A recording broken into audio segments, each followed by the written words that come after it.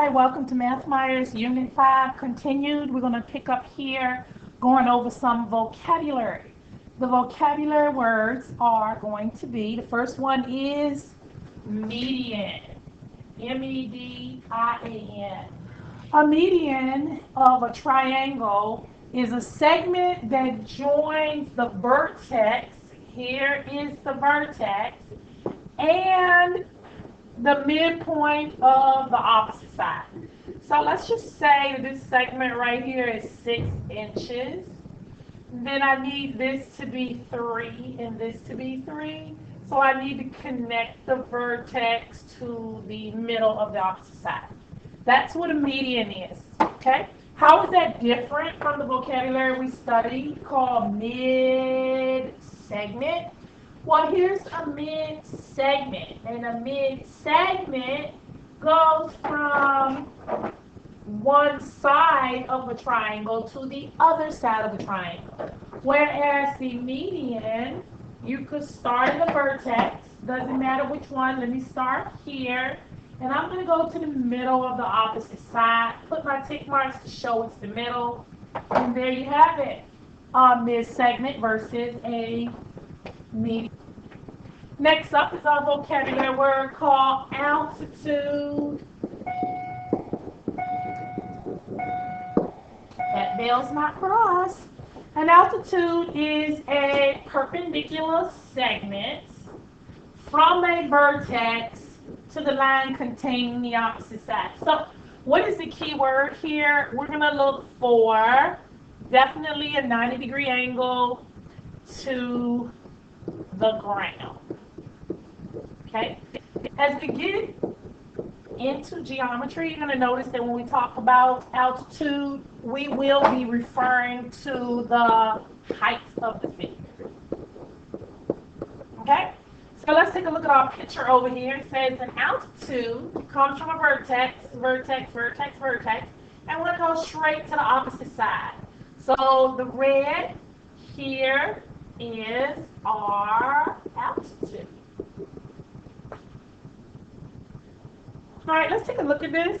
Let's draw altitudes. We're going to draw altitudes on different figures. Well, actually different classifying the triangles. Altitude. So this right here is a right triangle. Altitude is from the vertex to the opposite side. Okay, I'm going to call this triangle ABC. And segment AC is an altitude. Okay. Let's go to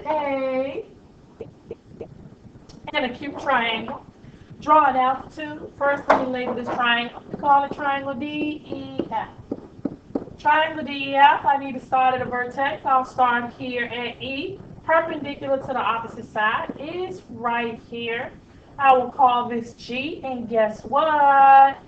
EG is an altitude. Classifying this triangle, it is obtuse. You can see it's greater than 90. Let's stick with what we know about an altitude. We said that an altitude starts at the vertex and goes perpendicular to the opposite side. So, oh my goodness, this altitude is on the outside. I'm going to call this triangle RST. I'm going to have to name this point out here, even though it's outside the triangle. I'm going to call it Q. So guess what? RQ is an altitude. So we've seen altitudes in the inside of the triangle. We've seen it as the leg, and now we've seen it on the outside. All right, let's put our vocabulary into practice.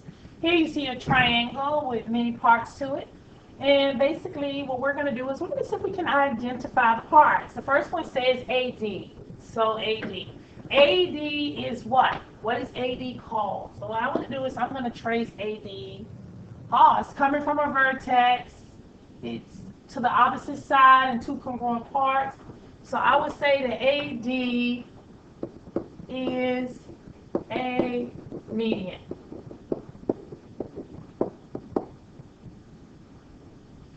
Okay, Let's take it to the next one. It says FD. So let me trace FD, middle of one side to the middle of the other side.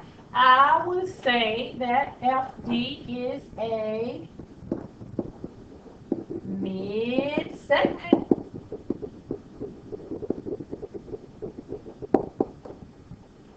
All right, looking at EB, when I would come over here, try to trace from E to B. A couple things I've noticed with E and B.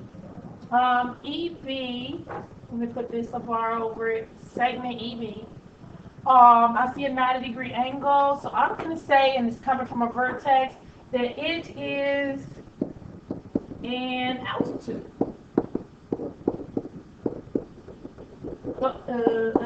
Wait a minute. I have EB again here. Says ray EB. I'm going to take off the ray and leave it as segment EB.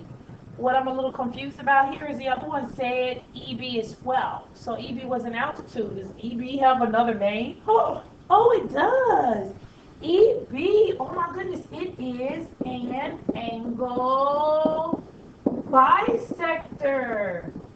So it has more than one job. And what angles is it bisecting? It is bisecting angle AEB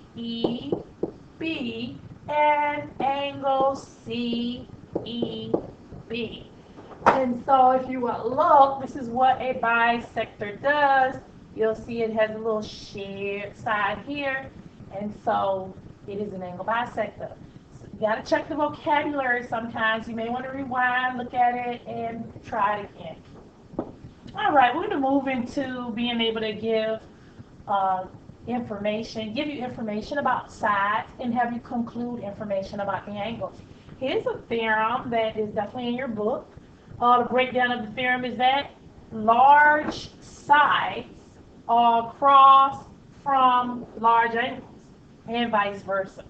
So basically, let's take a look at this triangle right here. I have this triangle right here, and I'm going to call this triangle A, B, C. Now I have another triangle right here, and I am going to call this triangle A,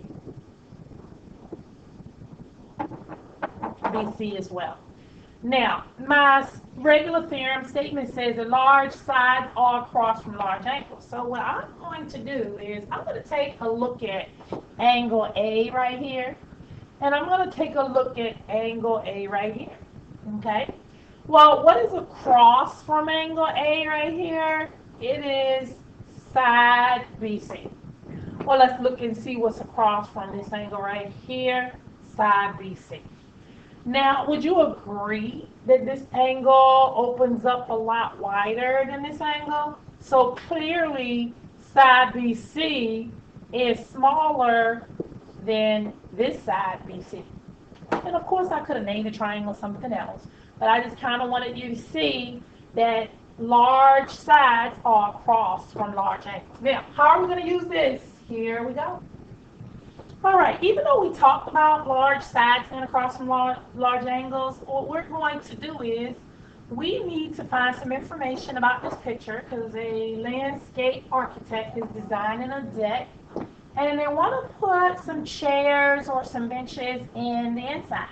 So we want to know, is it best for them to put the bench here at A, possibly over here, or over here? This person wants to have a cookout and invite people over and wants a place for them to sit. The problem is we don't know any information about the angles that the architect would need to be able to provide the maximum bench for this patio.